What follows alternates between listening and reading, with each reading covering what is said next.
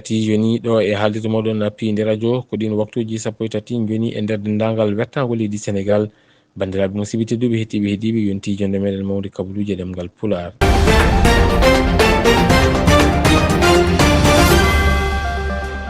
ene jeeya e gardidi kabaruji meɗen caggal nde ngel ɗon cukalel yeeba ha hawri e ladial toon to hôpital mo Diourbel jagorɗo tambiɗo ko yowiti e cellal weltaki hay saaha goto e won ɗon sifa caggal nde wiyano milliarduji 6 jaltinama e hitande yawtude nde gam fabade ɓen ɓe ganduɗa lorinoma e diƴƴe ɗe. Maymouna Dieye e oɗo saaha nena tawe e toon to falde nde Podor gam addude ballal faabu fewde ɓen jayaɓe ko yowiti e ɗin ɗon diƴƴe. Ceerno Djalaluddine Ba nene jokki jillu muɗum jokkere endam kam e diine l'islam e nder wertago leydi Sénégal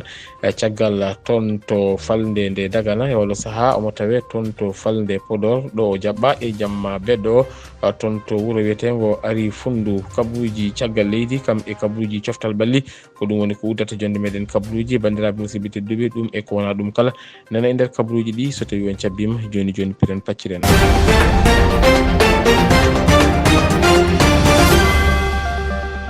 ñalle moon bandiraɓe musidɓe tedduɓe hettiɓe heeɗiɓe hettiyankoɓe haalirde piinde radio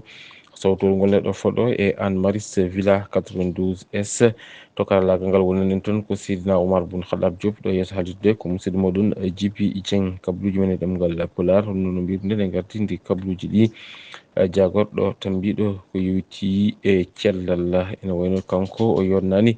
hay saaha goto e ko kewno toon to Diourbel e oɗo altine o waɗi ɓatake. on ɗon ɓatake noon ko gam artude e on ɗon kewnoɗo toon to hôpital mo Diourbel. ɗum ko caggal nde on ɗon tiggo yi aduna hawri e ladial ɗon ɗo damal hôpital o taw kay ko ganduɗa kay ko wasde ƴettede en prise en charge wonande kay on ɗon debbajo mo ganduɗa ko debbo cowinoɗo ene arno gam yidde heɓtade on ɗon hôpital mo wonta noon kanko jagorɗo o yonnani ɗum ko ɗum jeeyi sababu o holliti mettere makko ko yowiti on ɗon fannu kono kadi o holliti wonande kay ɗum ɗon wona hunde ganduɗa kay ine yooɗi e ko yowiti alhaali safaro mo leydi Sénégal holliti noon wonde kay ma losko uddite so tawi ɓen wadɓe ɗen ɗon gueɗe gandama maɓe ndewne e lawol mon noon ko ɓatake mo ganduɗa kay siifi ɗum jagorɗo kalfinade ko yowiti e cellal ko noon kadi o neldi e duwaw makko fewde e ɓesgu hono on ɗon debbajo ha tengti kadi ngel ɗon tiggoyel ngel ganduɗa kay ruttimo e joomum. ɗum ko caggal nde waɗano ko prise en charge pattam lam toon to hôpital mo Diourbel. keddoɗen ha joni ko yowiti alhaali ñawoje on ɗon ɓiɗɗo leydi Sénégal najo tawa ko mo ganduɗa kañum woni Cheikh Touré taw noon ko baraɗo toon to leydi Ghana on ɗon suka noon ko footballeur mbiɗen gardien de but jaggal nde o yinno waɗude test toon to leydi Maroc en wonta noon o wattindi ko toon to leydi Ghana e juuɗe waɗ boniyankoɓe ɓen ɗon waɗi boniyankoɓe noon namdinoma kopareje fewde e ɓesgu makko so wona ɗum jooɓo fitande makko caggal muɗum noon kanko on ɗon suka fitan ndu wattindi ko yoɓede caggal muɗum noon ɓeɓe ganduɗa kañumen goni police mo leydi Ghana habli wonande kay udditi hen losko gam wawde andude hol waɗɓe ɗen ɗon gueɗe e kantorinde fewde on ɗon suka mo ganduɗa kay duuɓi muɗum ɓurani duuɓi 10 mo ganduɗa fitande muɗum ene yooɓa toon to leydi Ghana ene wonta noon ambassade gonɗo toon to leydi Ghana taw ko ambassade mo leydi Sénégal kamɓe ɗum ɓe kolliti wonande goski ngel ɗon cukalel nawama toon to hôpital tawateɗo toon to leydi Ghana taw noon hakkude on ɗon nokku e laamogo ngo Accra woni 250 kilométre e ko hesɗi e less makko noon hollitama tawi ko won gorkajo goto innirtoɗo inde Issa ko kam addi goskiki toon to ganduɗa kam woni to hôpital o ɗum ɗon noon ko losko ganduɗa kay police mo leydi Ghana fuɗɗima ɗum ko yowiti e mayde hono ngel ɗon cukalel gorel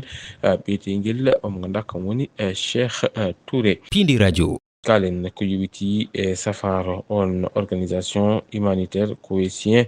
directi AIDS société netawe ton to hôpital pour les enfants tawateɗo ton to jamñajo fayide o noon ko wallude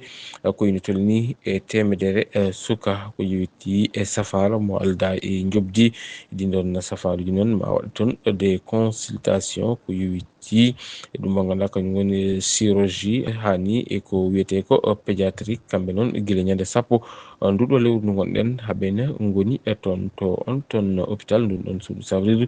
ngam wallude ɗin ɓesgol ɗi ganduɗa kay ko pamarɓe doole ha nde sukaɓe men mbawi e safrorade kollitama noon wonde kay maɓe gon toon ko ine ɗo ha ñande capan tati e nduɗo lewru ndu gonɗen fayida o ko ngam wallidde ɓen ɗon sukaɓe ganduɗa kay ene katujini e cellal taw kadi ɓesgoli mumen wen doole ɗe en jarani noon no hannirta niyate kalen eko yiwiti on ɗon rafi biyeteɗo la vallée du Rift mo ganduɗa kay nene jokki lawlawde ɗo ete nder leydi e Sénégal guila nde rafi o feeñi ɗo e nder leydi ndi faade joni hollitama noon wonande kay rafi o nene jokki lawlawde e nder yoga e nokkuji e nder leydi ndi ha tengti noon e nder palɗe ɗe ganduɗa walla ni e nder diwanuji ɗi ganduɗa en tawe ɗo e nder leydi ndi ko ina tolni e diwanuji e jeegom rafi o heeɓi toon yettade e wiide ɓe ganduɗa kañum goni haralleɓe e tambiɓe ko yiwiti e rafi cellal ɗo ete nder leydi ndi ɓe kolliti ko ina tolni e temedde ɗiɗi e capanɗe joyyi e jeetati kañumen kay keeɓi fiɗede on ɗon rafi kono noon ko ina tolni e temedere e capanɗe jeenayyi e ɗiɗi caframa celli ko ina tolni e nogas e goho kañumen kay duttima e jomumen tawa noon ko on ɗon rafi yooɓi e hôpital men mo noon umori ko toon to jagorgal kalfinagal ko yiwiti cellal woni docteur Ibrahima Sy kanko noon warti e on ɗon situation mo waɗi e oɗo altine ko yiwiti hawrude yimɓeɓe sifa gonka on ɗon rafi e holɗo ɗum yarata kono noon kadi kamɓe haralleɓe ɓe ciftini e walla ni haɓene jettina ɓesgol ɗi holno mbaɗata ha mbawa renade e oɗon rafi mo ganduɗa kay ko kam woni biyeteɗo la vallée du Rift. Vous écoutez Pinde Radio. Nous émettons depuis Anne-Mariste, Villa 92S. en jaltat lamol kongo Dakar jeena toon to Richard Toll kalen ko yiwiti e jangde toon to Richard Toll ene wayno ɓe ganduɗa ko kamin goni mairie commune mo Richard Toll waɗi jungo e jiifa yaltini ballal muɗum ɗum koko fewti e fourniture scolaire ngam wallidde ɓen ɓe ganduɗa kañumen goni jinnaɓe mum sukaɓe janggoɓe e duuɗe janguirɗe gonɗe toon to Richard Toll so tawi noon qimam jaruɗen ɗon kopareje tolnima e capanɗe joyyi million kopareje meɗen CFA taw noon waɗi ɗum ko mairie mo Richard Toll e dow gardagol mo ganduɗa kam woni Amadou Mame Diop maire o oɗo initiative ari tan ko ngam wallidde e jinnaɓe mum sukaɓeɓe ko yowiti e alhaali e jangde e sukaɓeɓe hani e jangde nde mabɓe o wawa garɗude ha no hannirta niyete ko ina tolni e sappo e jeeɗiɗi tawateɗi e nder commune o kamen kala ma mbat bénéficier e ngal ɗon ballal ngal ganduɗa kay ummiri ko toon to mairie mo Richard Toll. Vous écoutez Pinde Radio. kalen ko yowiti alhaali ndenka e kisal brigade régional o Fatick ko kamen kay dañi fartange fawde jungo jamma altine nogas nduɗo lewru ndu gonɗen ɓen waɗannoɓe ɗen gueɗe kantorinde ɗum koko yowiti e jeygu kon ɗon huuɗo ɗayno ko wiyete ko chanvre indien on ɗon nangaɗo noon caggal nde ɓe ganduɗa kamen goni e dadiɓe ɓe e keeɓi e kabaru wonande kay won waɗoɓe ɗen gueɗe e nder on ɗon diwan ko ɗum ji sababu noon kamɓe dadiɓe ɓe guditon hen losko ngam ɓe mbawa andude hol waɗoɓe ɗen gueɗe ko on saaha noon ɗo tolno wuuro wiyetengo Samba Dia ko ɗon ɓe dañi fartange fawde jungo gorkajo goto tawa noon on ɗon ko gawowo caggal nde o jagga tawama e makko kon ɗon huuɗo ɗayno ko ganduɗa kay ko ina tolni e kiloji ɗiɗi on ɗon gorkajo noon inde muɗum koko Sowa ko I Diouf ko gawowo caggal nde o jagga kanko ɗon korkaji tawa makko mo jogui kiloji ɗiɗi kon ɗon huuɗo ɗayno ko kay ko woni ko wiyete ko chambre indien caggal muɗum noon kanko ɗon korkaji o holliti kanko waɗanno ko livré kon ɗon huuɗo ɗayno ko fewde on ɗon biyeteɗo be Modou ko leelani ɓen ɓe ganduɗa kam gondi dadiɓe ɓe jaadi makko ha toon to o jogorno nawande on ɗon biyeteɗo be Modou ɓe tawimo ko toon to wuuro wiyetego Jifer ɓe tawimo ni ko mo woni e haɓɓude ɗin ɗon corneji ko yuti e kon ɗon huuɗo ɗayno ko ini tolni e 500 grammes ko yuti e kon ɗon huuɗo ɗayno ko tawama makko e on ɗon saaha mo o wonno e haɓɓude ɗin ɗon corneji ne woni tan noon kanko on ɗon be Modou o wiide ɓe ngala kañum gooni e dadiɓe ɓe inde makko ine artanno e kala saaha e ɗin ɗon luskoji ɗi ganduɗa kay haɓe mbaɗa ɗum e nder on ɗon diwan ne woni tan noon oɗo saaha joni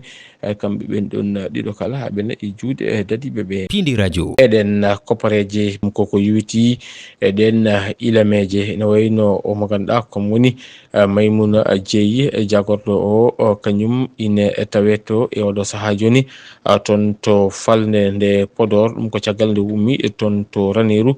kanko noon sababu nde yaade makko toon noon ko addude ballal makko fewde e yoga e ɓesgol ɗi ganduɗa kay jaayama ko yowiti ɗen ɗon diƴƴe ɗe ganduɗa kefti galleji ha ni e guura yoga e finoɓe ɗin toon diwanuji ko wayno falde Podor kam e diwan mo Matam e toon to falde Bakel Cimtol Elhadj Abassar. Caggal Ranerou projet de résilience agricole yaltini kina tolno e 3 milliards de francs CFA tawke ballal Banque mondiale ngam faabade kina tolno e 15 ujunere galleji jeeyadi e ɗeɗo palɗe Bignona Gossas Louga kam e Ranerou. Sokhna Maymouna Dieyi ministre de la famille et des solidarités ma tawe ñalawma hande o toon to Podor ngam wadde lancé on programme du projet de résilience agricole maɓe jaltin enveloppe kino tolno e 1,3 milliard de francs CFA ngam faabade kino tolno e ujunnaji sappo galle e nder Podor Matam Kanel Bakel kam e Goudiri hollitama ɗin galleji hen goto foof ma heɓ kino tolno e ujunnaji nogas e jeeɗiɗi ngam ina wallitiro sahaji musɗi payadi. On lancement non personnel secrétariat exécutif du Conseil national à la sécurité alimentaire jograni tawterede ɗen golle sababu o ɓe kolliti wonde kamɓe ɓe tintinaka ɓe pewjidaka te ɗum wona lawol ngal gollal noon erike saaha mbo ɓesguji leydi Sénégal goni e namdade holto milliarduji jeetati jaltinanoɗi 2024 ɗi goni ina hen landa gemso boppo waɗɓe porté plainte tonto pôle judiciaire financier kam e député Mbaye John binduɗo laamu leydi Sénégal holto 8 milliards jaltinanoɗi 2024 ɗi keedi e nder dundu Baba Adame jabtima e ɗin kongi ministre de l'hydraulique et de l'assainissement Cheikh Tidiane Dièye kolliɗo wonde transfert uji mbaɗama e on 8 milliards kono kay awdele codama te kay tottama ɗin galleji ɗum ɗon foof yaltinama e on 8 milliards. To Kédougou maire de la commune mo Kédougou Ousmane Silla e altine hanki o ardima gudditgol ko yuwiti e ɗin ɗon forage uji ɗi ganduɗa kay e mahama toon to leggal biyetegal ñormi taw noon ɗum waɗi ko e ballal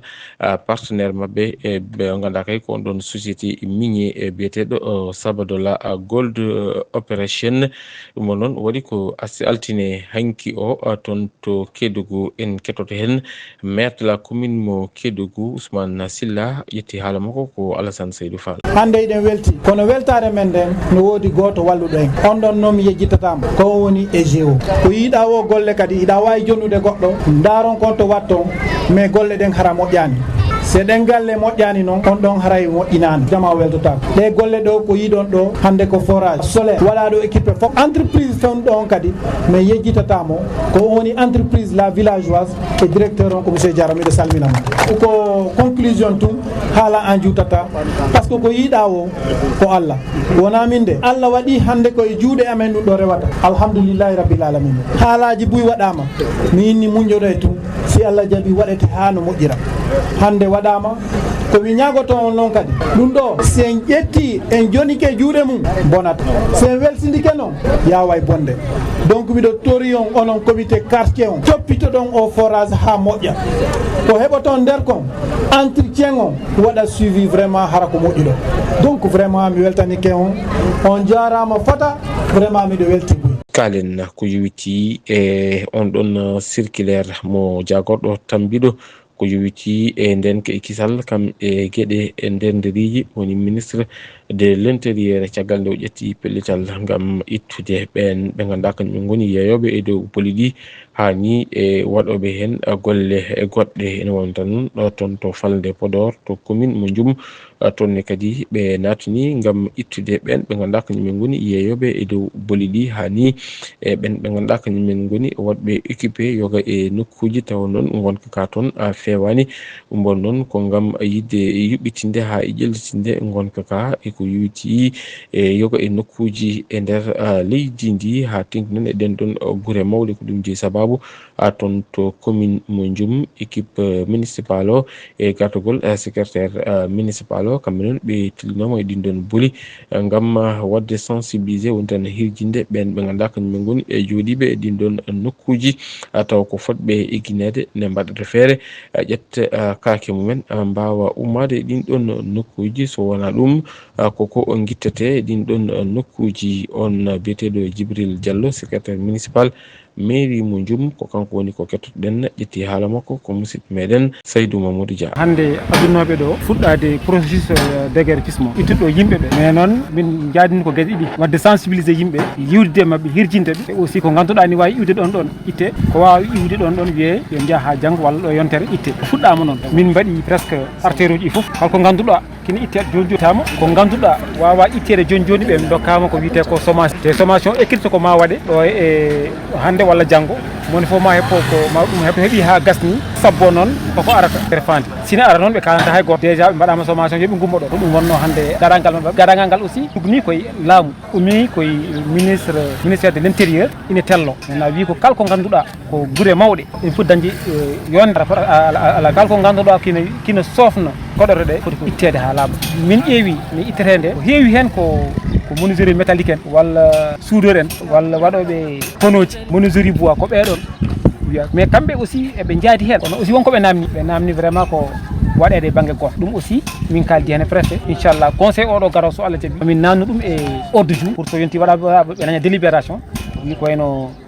village artisanal hay so tawi soto fewede waji ɓen ɗaw mbawi yaade toon gono toon en attendant waɗe kaɓɓiɗe poɗɗi wonde e village artisanal foof ɗum aussi on est dans ces dispositions joom mbaraji ɗi kam somin tawi ko mbara vraiment ko ganduɗa tiiɗani ko yimɓe tan garata guittu ɗum so tawi noon en tiiɗi ko wayno ko waɗa suudi ɗum min dokkiɓe ɗo alarba ko leeli ha leeli ko alarba noon so yonti ni wawi arde alkhames ni wawi arde kano jamma ni wawi wonde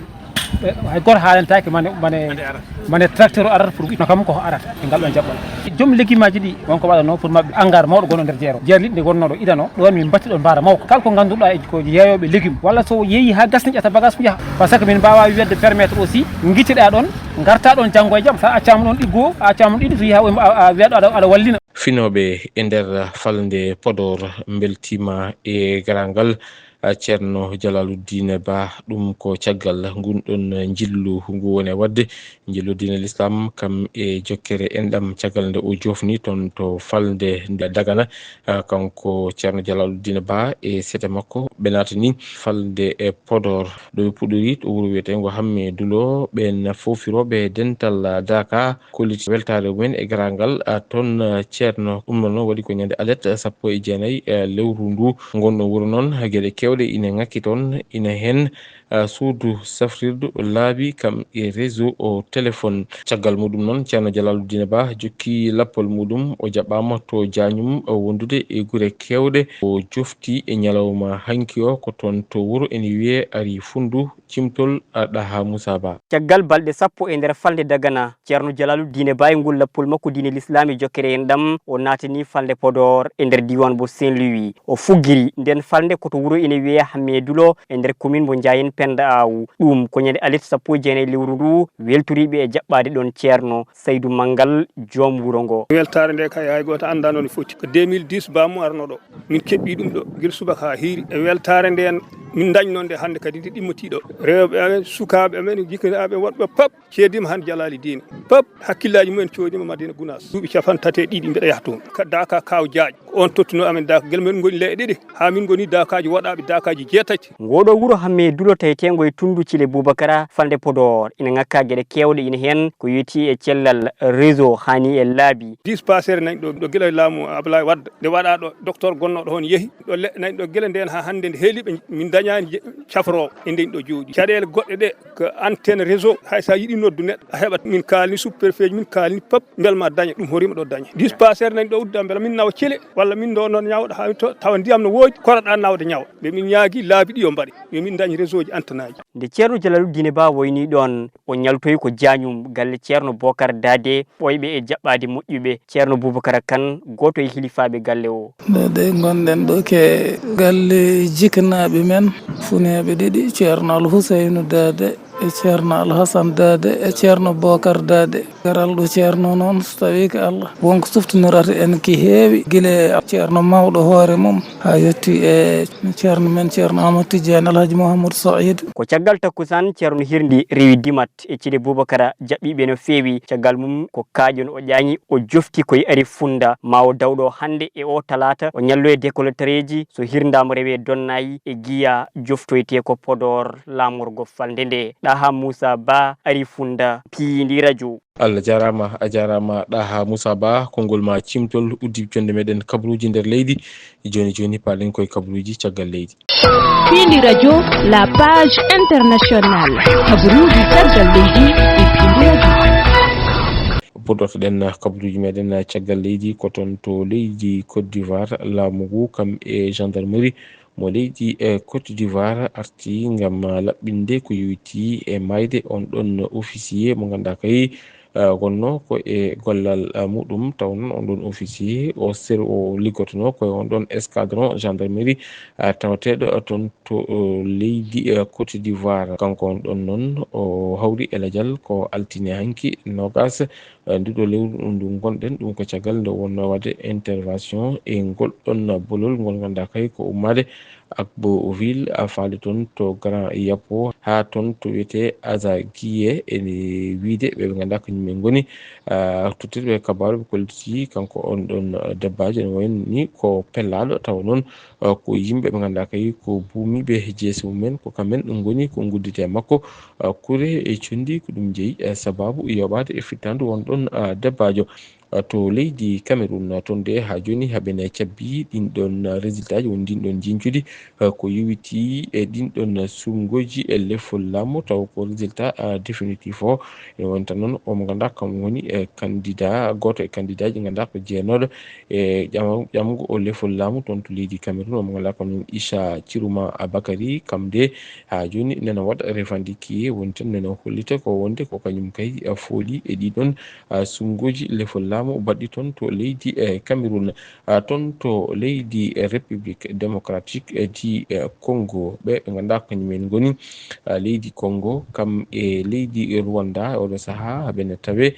toon to Washington ngam yewtidde lawol tataɓiwol ɗum koko yowiti alhaali nden ka e kisal hakkude ɗen ɗon leyɗele ɗiɗi ɗum ko caggal on ɗon accord de paix mo ganduɗa kay waɗino e lewru juin e yawtu ndu ɗum ko yowiti alhaali nanodiral hani e jokkodiral hakkude ɗen ɗon leyɗele ɗiɗi e wonta noon ɗen ɗon balɗe ɗe ganduɗa kay ɗen ɗon leyɗele ene jogori ɗum e yewtidde ene ɗamina noon wonde kay so ɗum ɗon laatima ma jaam e kisalla artu e on toon diwan gasi ha laaɓi ceer kabaruji meɗen caggal leydi joni palen koye kabaruji coftal ɓalli.